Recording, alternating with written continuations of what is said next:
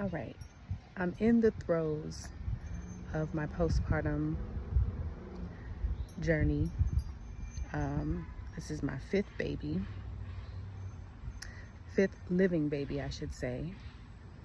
And I'm experiencing a lot of different things at once for many different reasons, and everything is very layered. But I had this epiphany because today I said I wanted to just work on releasing and letting go of just the disappointment that often leads to resentment, that leads to anger. And in a sense, it's like victim mode. I can't stand when I find myself in victim mode, and I go in and out of victim mode in my journey for different reasons, for for different things. But today I was reflecting, and I'm like, I just want to open up my heart somewhere. I want to clear my heart space, and I want to release a lot of the anger that I feel and a lot of the disappointment that I feel because of the expectations and because of the needs that I feel like I have that have gone unmet. I want to change my frequency and my energy. And as I'm also making sure that I'm holding tight to grace with myself, because let's be honest, the postpartum experience is deeply rooted in hormonal fluctuations. I mean, on a biological level alone, a woman is going through a lot. Not even addressing the spiritual level of it, which can't quite be encapsulated or generalized to one person, because every woman is different. Every woman's imprint is different. Every woman's journey is different. So I had this epiphany, and I'm thinking to myself, not only in the postpartum experience, but when people are going through very challenging times in their life, transitions, things like grief, shocking, traumatizing things, we have to have grace with ourselves and with others, because when we experience that feeling of being let down or being disappointed, or being shocked that people are not showing up, the people that you expected or needed, they fall off, or they're not checking on you, or they're not calling you, or they're not doing the things that you wish that they would do or that you thought that they would do. I think the reason why, when people are going through difficult times in life, like postpartum, for example, we experience these feelings because it is our body and our spirit's way of protecting us and also communicating to us the things that we need. I'm not going to feel bad for feeling a type of way that certain people didn't show up, or that I feel like I need certain things and they're not being delivered, or that certain people fell off. I'm not going to feel bad about that, because I recognize that it is genuinely my body and my mind and my emotional body and my spirit's way of communicating with me and saying, you need a massive amount of support right now, and maybe you're not getting it. And because you're not getting it, the only place to direct that energy is to those people who you love, and the people who claim to love you, and the people who claim to support you, and those who are in your inner circle and in your life. Who else would I direct that energy towards? Who else would I expect to call me and check on me, or to give a little bit more than what they usually give? Why would I feel that way? Why would I feel so let down that maybe the closest people to me, or maybe those people who I expected, the people who I've been there for, are not there for me? And this extends beyond even the postpartum experience. This extends to those who, like I said, are going through very traumatizing times. They're grieving. It's a very common thread that I've seen.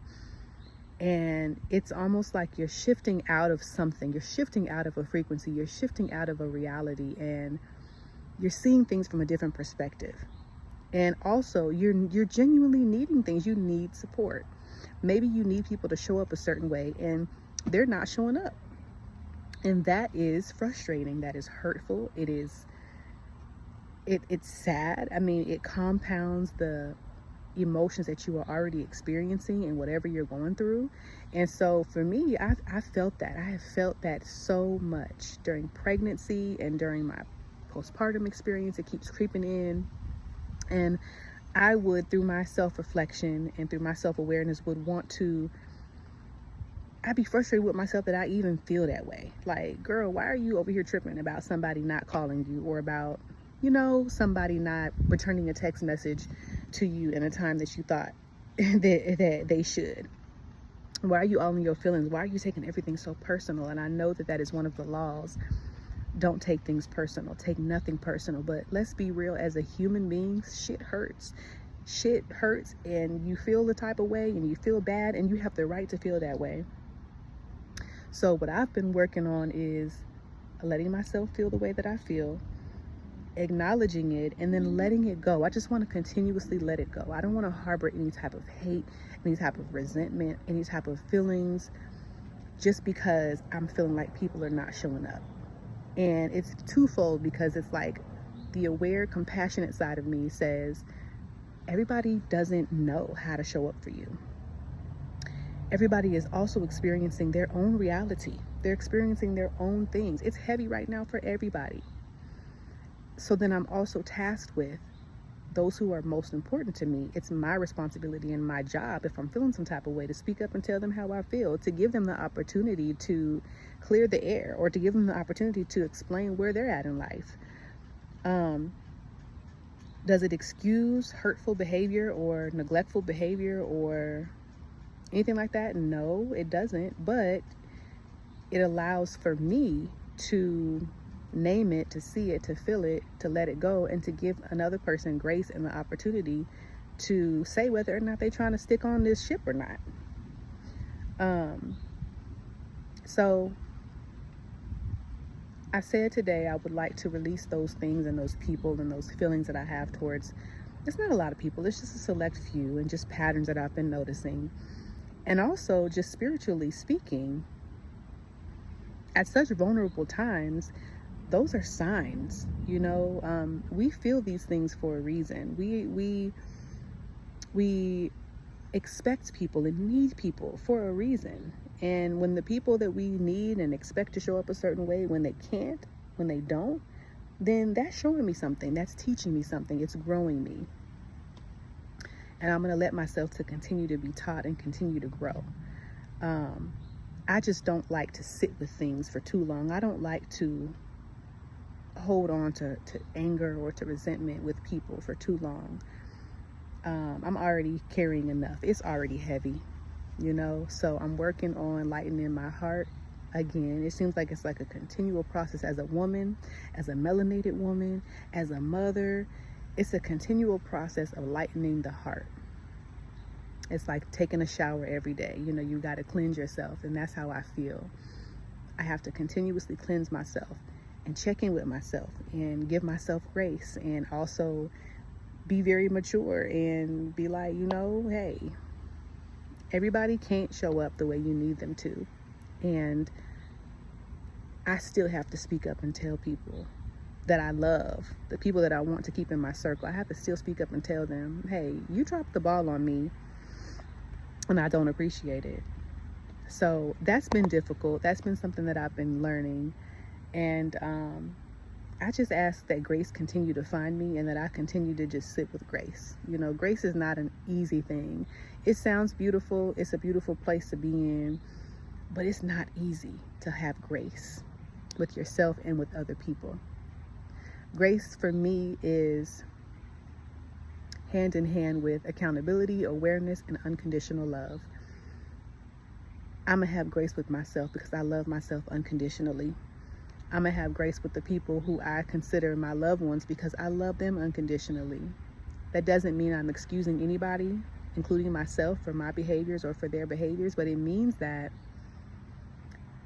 I am going to do the work to see within myself what I see in them, and I'm going to do the work to allow for people to have that space to mess up and to grow, or to express themselves, or to say what they feel, or to say what they're going through. So I just wanted to share that. I know that going back to postpartum, it's a really rough time for a woman. No matter how good we feel, I feel great in my physical body. It's been a roller coaster in my mental body and in my emotional body. It's been a roller coaster because of outer circumstances, because of the environment that I'm in right now, because of how I'm having to deal with things in life right now that I don't feel like I should be dealing with certain things while I'm in my postpartum era. But I just signed up for this. I chose this. So it's hard as it is. And I just wanted to speak to that because I know that there are so many things out there on social media that highlight the beauties of like motherhood and like after the baby gets here, enjoying the newborn, and all of that is so true. But also it's heavy. And women, we are going through things. I'm going through hormonal fluctuations. My body is changing again after having been changed for 9 months almost. I had the baby early, so it wasn't a full 9 months for me, but body's changing. I'm becoming somebody else again for the 5th time in motherhood only, not just in life. That's just in motherhood only. I'm having to grow and stretch myself in ways that I couldn't even imagine or didn't even imagine I would have to during this time and during this season. And that's not counting the worldly things, that the things that are happening outside of me that I have no control over, that still impact me because I'm an empath. It's heavy and it's very hard.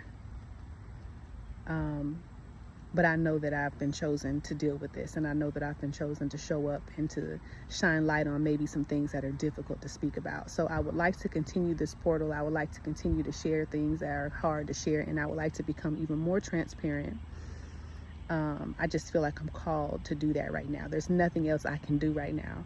I only have control over my truth and myself and how I express myself and what I say and what I share, and that's it.